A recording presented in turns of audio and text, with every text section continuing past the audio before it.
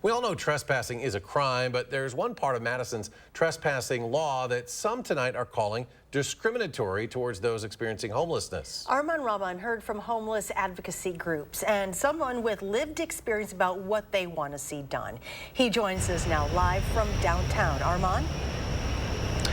Eric and Charlotte, Section 6B of Madison's ordinance against trespassing specifically states that no one who can possess or use items like beds, sheets, pillows, and blankets on someone else's property without their permission.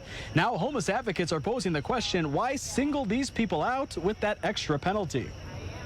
Jamie says she moved here 15 months ago with just the clothes on her back. When I got here, I had nothing.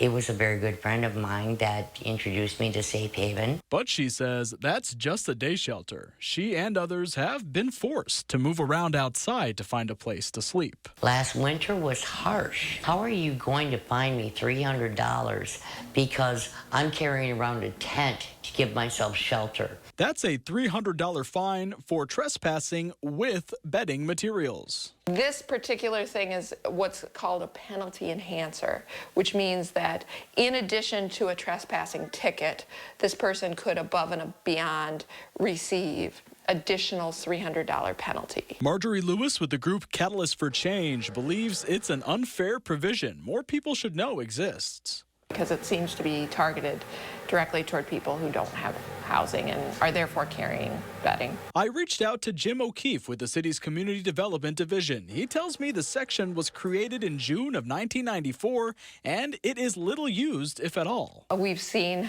old laws can come back into effect because they exist, and so we don't want this law to be used against people. That's why Lewis and other advocates in the city are asking people to get in touch with their alders to get this section of the ordinance off the books. This would not make trespassing legal in Madison, Wisconsin. We do not support that. Jamie says it comes down to empathy. You know, instead of finding us, maybe they should find us.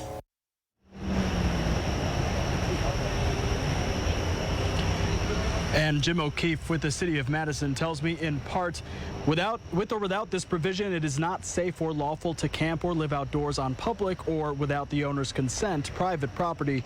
In recent years, the city has invested millions of dollars to expand, improve, and maintain Madison's shelter facilities and create the city's first legal campground at Dairy Drive.